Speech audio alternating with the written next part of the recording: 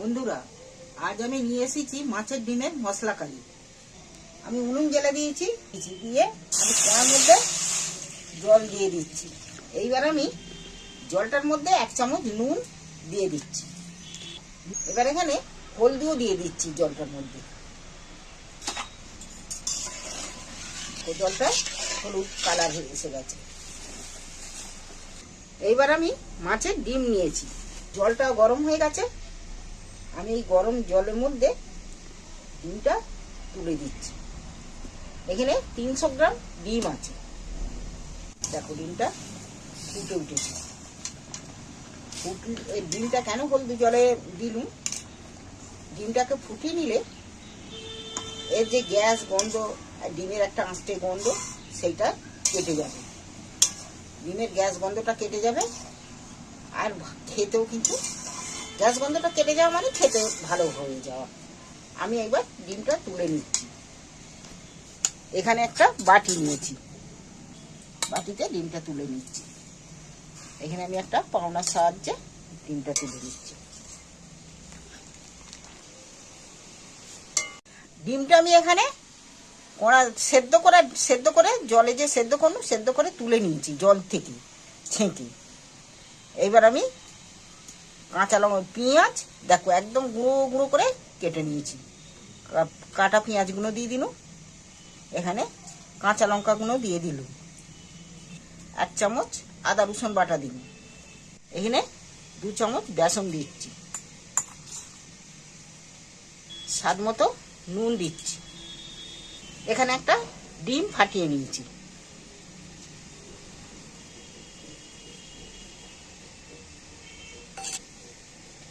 আর ধনেপাতা কুচি দিন। এইবার আমি এইটাকে ভালো করে চটকে মেখে নেব। ঠান্ডা হয়েই গেছে, তবুও হালকা গরম আছে। আমি মেখে নিয়েছি একদম দেয়ার মতন করে। এবার আমি কোঁড়া পরিষ্কার করে উনুনে ফের কোঁড়া বসিয়ে দিয়েছি। এইবার আমি তেল দিয়ে দিচ্ছি। তেল গরম হয়ে যে কালারটা চেঞ্জ হয়ে গেছে দেখো। এইবার আমি ছোট ছোট করে দিতে থাকবো।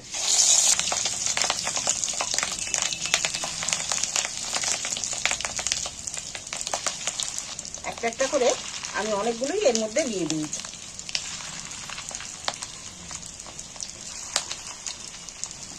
এবার আমি একটা একটা করে উল্টিয়ে দিচ্ছি। মাছের ডিমের মশলা কারি তোমাদের যদি ভালো লেগে থাকে, চ্যানেলটা আমার অবশ্যই সাবস্ক্রাইব করে দিও।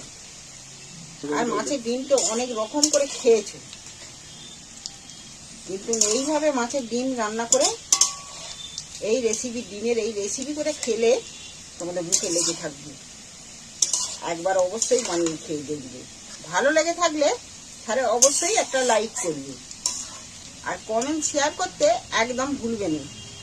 দেখো তোমাদের সাথে কথা বলতে বলতে অনেকটাই লাল লাল হয়ে গেছে দেখতে। যে কোনো ভাজা একটু ধীর ধীর করে জাল দিয়ে আস্তে করে জাল দিয়ে ভাজলে আর কি ভালো ভাজা হয়। যে কোনো জিনিস ভাজা, যে ভাজাই হোক, এই আস্তে করে জাল দিয়ে একটু সময় ধরে ভাজা হচ্ছে, এইটা কিন্তু ভেতর পর্যন্ত ভাজা হয়ে যাবে একদম। দেখো এইবার আমি তুলে নেব। আমার ভাজা হয়ে গেছে, তুলে নিচ্ছি তেল ভাজিয়ে।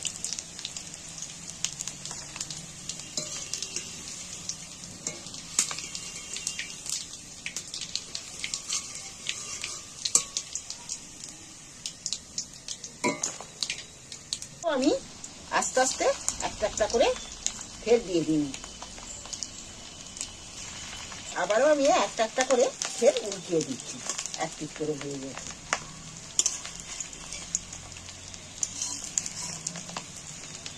তারপর ফের আমার ভাজা হয়ে গেছে। এগুলো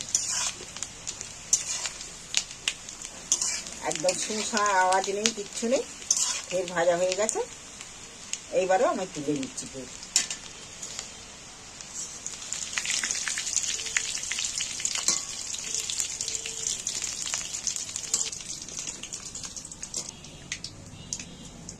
দেখো ডিমগুলো পুরোটা ভেজে তুলে নিয়েছি। আমি তেলও খানিকটা তুলে নিয়েছি।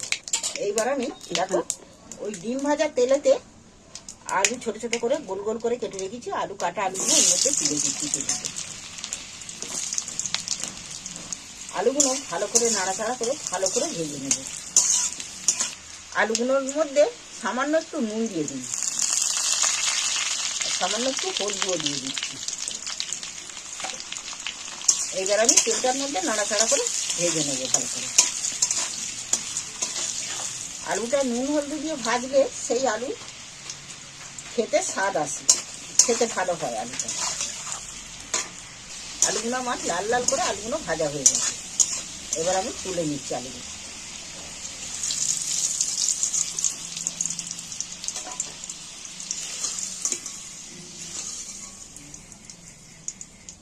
এই তেলের মধ্যে একটা তেজপাতা আর একটা শুকনো লঙ্কা দিয়ে দিচ্ছি।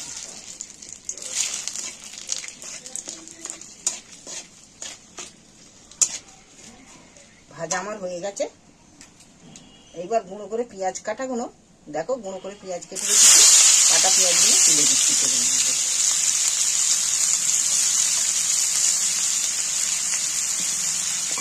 পেঁয়াজগুলোকে ভালো করে নাড়াচাড়া করে ভালো করে ভেজে নেব।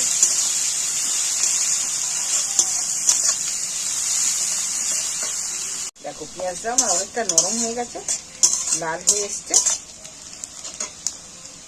এবার আমি আদা রসুন বাটাটা তুলে দিই। এইবার পেঁয়াজের সাথে ভালো করে ভেজে নেব। আদা রসুনটা ভাজা হয়ে গেছে। এইবার আমি ছোট ছোট টমেটোগুলো ছোট ছোট করে কেটে রেখেছি, কাটা টমেটোগুলো দিয়ে দিচ্ছি। টমেটোটা আমি পেঁয়াজের সাথে দিলাম কেন, টমেটোকে জল বেরিয়ে গেলে আর আদা রসুনটা ভাজা যাবে না, যার ফলে আমি টমেটোটা লাস্টে দিই। আদা রসুন ধোয়া বাটির জলটা আমি একটুখানি সাইড দিয়ে দিচ্ছি। স্বাদ মতো লঙ্কা দিচ্ছি। তোমরা ঝাল বেশি খেলে বেশি দিতে পারো, ঝাল তবে কম করিয়ে দিই। এবার আমি হলদি দিয়ে দিচ্ছি পরিমাণ মতো, স্বাদ মতো নুনও দিয়ে দিই। এইবার আমি এই মশলাগুলো ফের আমি একটু তেলটার মধ্যে ভেজে নেব, মশলাটা কষিয়ে নেব। মশলাটা কষাতে কষাতে দেখবো টমেটোটাও গলে গলে যেতে পারছে। দেখো মশলাটা কষাতে কষাতে টমেটোটা গলে গেল। এবার গ্রেভিটা তৈরি হয়ে গেছে। মশলাটা এখনো কষা হয়নি, একটু আরো করতে হবে। মশলাটা ভালো করে কষলে কাঁচা গন্ধটা ছাড়ে না, আর খেতে সুস্বাদু হয়। মশলাটা ভাজা হয়ে গেছে, মশলাটা দিয়ে তেল ছেড়ে দিয়েছে। এবার আমি ভাজা আলুগুলো তুলে দিচ্ছি। আলুগুলো এর সাথে একটু নেড়ে চেড়ে কষিয়ে নিচ্ছি। দেখো এইবার আমি জল ঢেলে দেবো। এইবার আমি পরিমাণ মতো জল দেবো।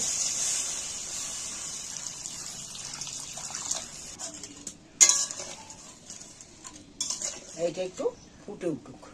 দেখো মশলাটা আমার ফুটে উঠেছে, আলুও বোধহয় হাফ সেদ্ধ হয়ে গেছে।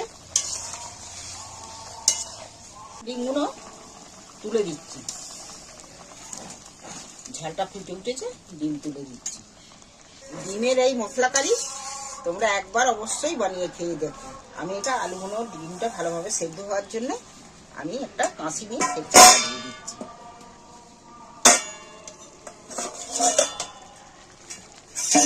দেখো আমার রেসিপি পুরো রেডি। এই হচ্ছে মশলা কারি ডিম, মাছের ডিম দিয়ে মশলা কারি মাছের ডিম। আলুও পুরো সেদ্ধ হয়ে গেছে দেখছো। এই মাছের ডিম মশলা কারি মাছের ডিম দিয়ে ভাত দারুণ খাওয়া যাবে।